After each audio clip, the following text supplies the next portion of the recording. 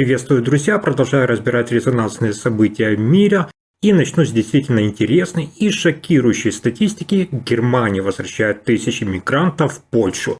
Они вернулись на территорию Польши не по своей доброй воле, а по инициативе Германии. За последние 14 месяцев немецкие власти завернули обратно в Польшу более 10 тысяч мигрантов. Это официальная информация, полученная напрямую от федеральной полиции Германии. Более того, известно, из каких именно стран происходят эти люди, которым было отказано во въезде на территорию Германии в рамках действующих пограничных проверок. Чтобы вы понимали, формально существует две процедуры, по которым Германия может передавать мигрантов обратно в Польшу. Первое – это так называемое Дублинское соглашение. Оно применяется к тем мигрантам, которые сначала подали прошение о политическом убежище в Польше, а затем уехали в Германию, чтобы подать такое же заявление там. Согласно Дублинской процедуре, действующей уже более 10 лет, Германия имеет законное право отправлять таких людей обратно в первую страну регистрации, то есть в Польшу. Но эта процедура достаточно долгая и бюрократически сложная. Она требует непосредственного участия польского управления по делам иностранцев, без которого передача просто-напросто невозможна. Второй способ – это процедура реадмиссии. Она гораздо быстрее и делится на два варианта – полная и упрощенная реадмиссия. Этот механизм применяется к мигрантам, которые находятся на территории Германии нелегально, но при этом ранее уже находились в Польше. Такая передача происходит на основании двустороннего соглашения между Польшей и Германией, которое специально регулирует такие случаи. Однако в любом из этих двух случаев немецкая сторона, внимание, обязана официально уведомить польские службы о передаче конкретного мигранта. И вот здесь появляется третий вариант, неофициальный вариант возврата, так называемое заворачивание мигранта без информирования польских структур. Фактически человека просто высаживают на польской стороне и все.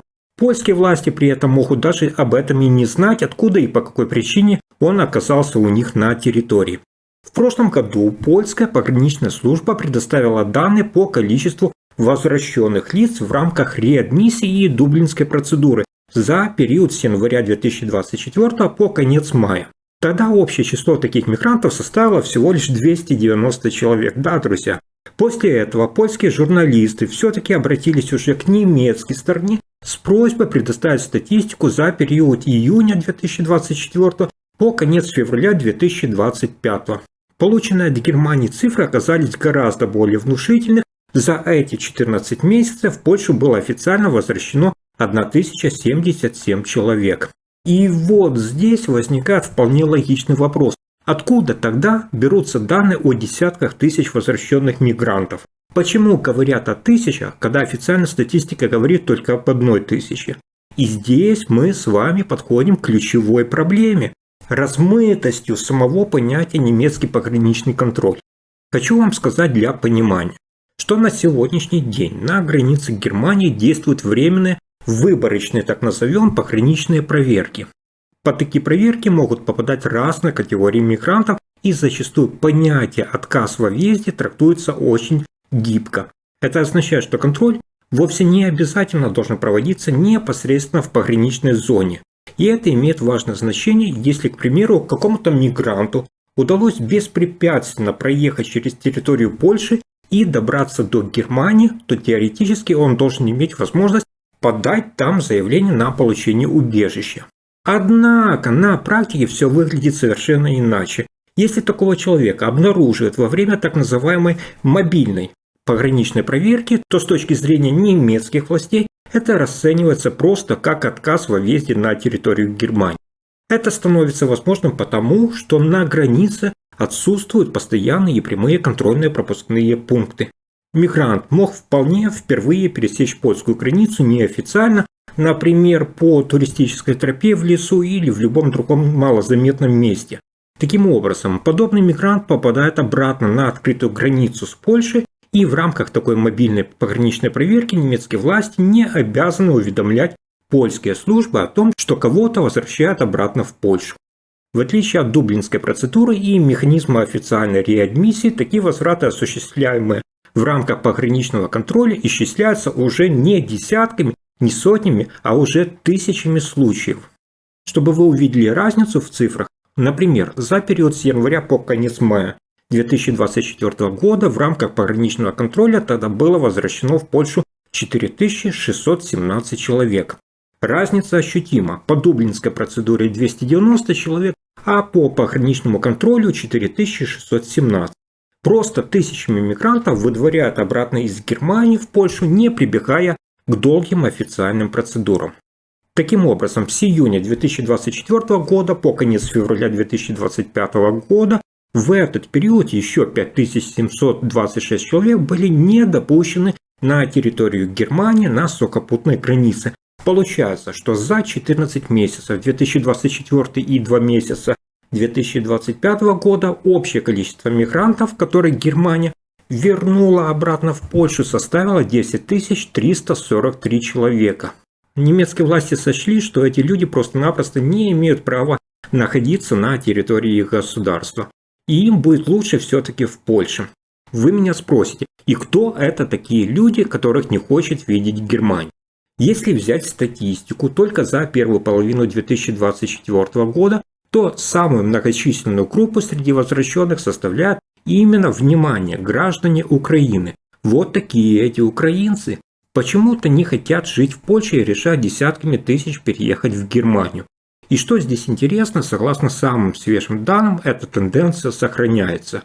Сводки за период с 1 июня 2024 по 28 февраля 2025 года представлены 5 крупнейших по численности национальных групп мигрантов, которых официально возвращали на польскую сторону. Украинцы – 2907 человек, афганцы – 275, грузины – 217 человек, колумбийцы – 180 человек, эритрейцы – 154 человека. И возникает закономерный вопрос, что происходит с этими людьми дальше. Если мигрант проехал через территорию Польши незаметно, а затем был депортирован обратно из Германии без уведомления польских служб, то он фактически оказывается вне правовой иммиграционной системы. Он просто нарушитель, поэтому лучше все-таки официально регистрироваться, а не пытаться тропами ездить по Европе. А теперь хочу перейти к новой коалиции в Германии и к ее новому плану для иммигрантов. Потому что из их программы, с которой они создавали свою коалицию, уже ясно, в стране совсем скоро начнутся масштабные депортации.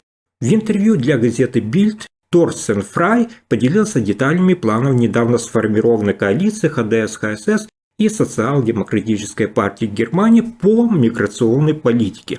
Эта тема, как известно, была одной из центральных во время предвыборной кампании перед выборами в Бундестаг, состоявшимися в феврале 2025 года. Политик ХДС, которого уже сейчас видят на министерском посту в новом правительстве, подтвердил, федеральные власти Германии планируют регулярно организовывать рейсы для депортации мигрантов, в том числе в такие страны, как Афганистан и Сирия. При этом он подчеркнул, что опыт, полученный в 2024 году, якобы доказал эффективность подобного подхода. Именно поэтому мы убеждены, что сможем продолжать эту практику в будущем на постоянной основе и в куда более крупном масштабе, заявил он. Никому не удастся избежать депортации из Германии.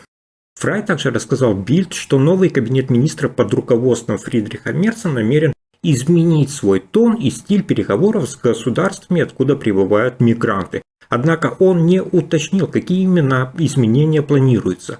При этом политик предупредил, что несоблюдение международного права этими государствами будет иметь конкретные последствия. Он повторил, что мигранты будут разворачивать прямо на границе Германии и дополнительно внедрять целый ряд новых мер, таких как создание выездных центров.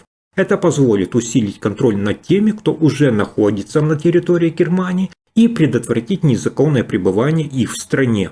По данным, которые располагает Bild, в настоящий момент около 240 тысяч человек, подавших прошение о предоставлении убежища, подлежат депортации. Это огромная и страшная цифра, друзья. При этом еще до выборов представители ХДС заявляли, что в Германии ежегодно должно пребывать не более 50 тысяч беженцев. Новый правительственный курс, судя по всему, не предусматривает никаких изменений в этом направлении. Мы хотим добиться соблюдения закона, готовы принимать тех, кто действительно нуждается в защите, отметил Торстен Фрай. Но одновременно будем последовательно отклонять всех остальных и гарантировать, что они не останутся в Германии на постоянной основе. Отвечая на вопрос об оценке коалиционного соглашения, которое было официально, я напомню, представлено в среду и согласовано между христианскими демократами и социал-демократами, Фрай выразил уверенность, цитата: «Я действительно верю, что нам удалось создать коалиционное соглашение, которым мы можем быть довольны».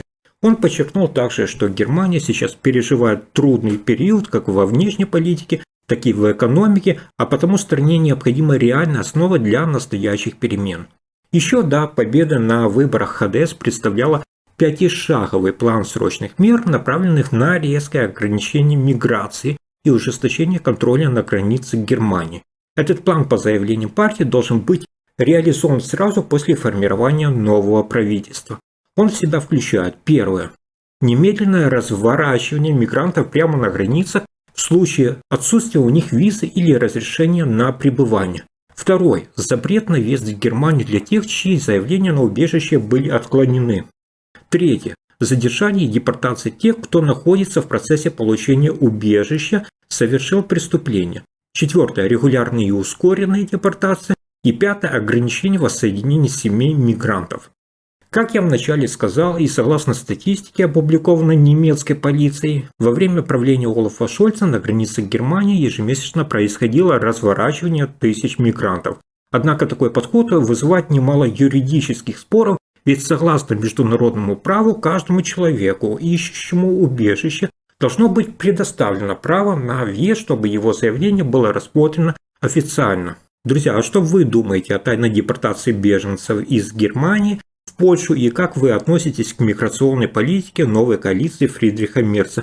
Делитесь своими мыслями в комментариях. Если вам понравилось видео, не забудьте поставить лайки и подписаться, чтобы не пропускать свежие выпуски. До встречи и хороших вам новостей!